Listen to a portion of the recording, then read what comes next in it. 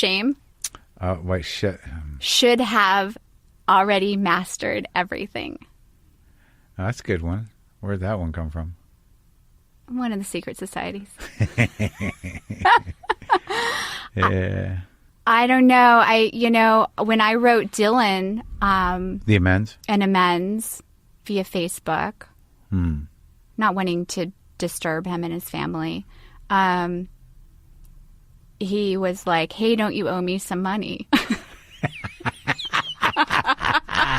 So that amends cost me an additional $1,000. And you know what? I was happy to pay it because I was like, thank you for giving me something tangible that I can do to get right with you. One thing I don't owe her is fucking money. That I can tell you with full confidence. What do you think has helped you the most? Is it therapy? Or is it like other things? What helped with your rage? That's a really big thing to turn around. Well, just that, I just had to identify where it was coming from, which was like this fear and, insecurity about receiving love or having control. Like, I just somehow or another identified the source of it and what it did. And also, you hurt people enough, you're sort of a monster if you don't take responsibility for that. And it took a while to temper it, but like when I was younger, when I was just getting sober, certainly during that relationship with Mishna, I was just crazy because I was jealous and I was trying to control, and I couldn't believe that she would like me, so I was hating myself and projecting that. I mean, that has a lot to do with it. I think the more self-esteem I got from, kind of pulling out of that relationship and finding some success in my life really makes a big difference. Yeah, that you were like, well, everything I worked for maybe wasn't for nothing, and that like I am good at what I do, and I feel okay about myself. Like, so a lot of that filling in, some of that self-esteem just from esteemable acts and from working helped. Do you think that work started to come to you more when you had that internal switch, or was it vice versa? I just think by the time I started the podcast, I'd really let go of the idea that I would be a successful comedian, that I would act, all that stuff. I was like, that I got to be grown up about this and know that it's not going to happen for me and accept that. And, whatever heartache comes from that. And I've got to figure out where I go from here because I'm not prepared to do a job in any way. And so and then started talking on the mic, And I always did stand up, but I had to lower my expectations a great deal and believe it. Really let it go. That nothing was owed me, and that, if it doesn't happen, that's just life. No one counts on that in show business. No one enters show business thinking they're not going to make it. We all think we're going to do something, but the percentage of times that works out is small, relatively speaking. I mean, you can find your way. You can find your groove. You can survive sometimes.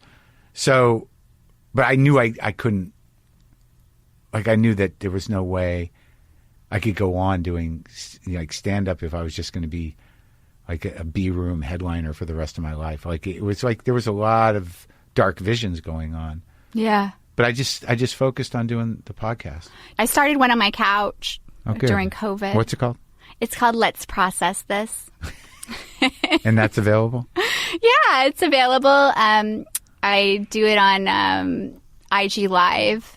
And you don't put it up on iTunes as a podcast? I do. Okay. It's on iTunes and everywhere. But it's just I couldn't really meet with people during COVID, so I just started doing it from my couch. Nice. Yeah. And then you have guests on IG Live? Yeah. Okay. And you were able to record them? Yeah. I mean, I'm not guaranteeing a great sound or anything. Okay. Got it. But yeah, we're really talking about like how people are processing their trauma, how they're healing from it, and how that affects their creative process, or how they're turning that into creative treasure. Oh. So it'll be like people who created a TV show. We've had a few like showrunners and comedians and, just people who've turned whatever they've overcome around. Oh, good.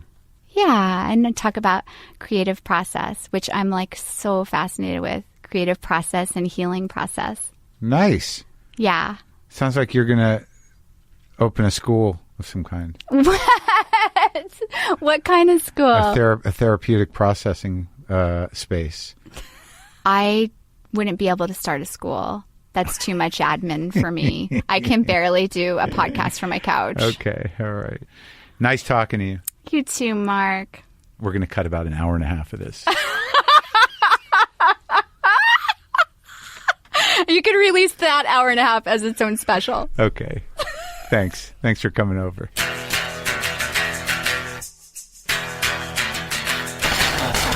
We covered it all. Again, she wanted you to know that she and her parents are good. They're good. She's good with her parents, okay? Her special, Melinda Hill Inappropriate, is available now on Amazon Prime, Apple TV, YouTube, and most other video-on-demand platforms. You can also get the audio version on most streaming music platforms. And don't forget, Simply Safe Home Security delivers award-winning 24/7 protection with the best professional monitors in the business. They've got your back day and night, ready to send help straight to your door. Plus, there's no long-term contract, no hidden fees or installation costs.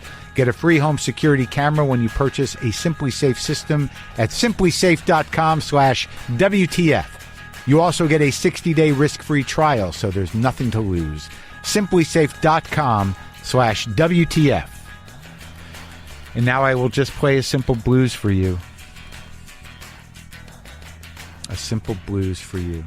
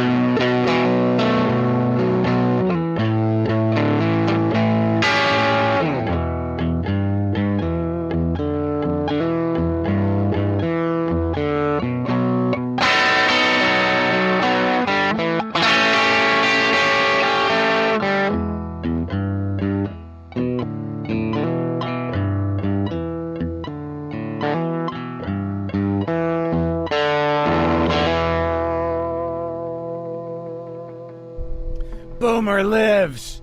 Monkey, LaFonda. They all fucking live.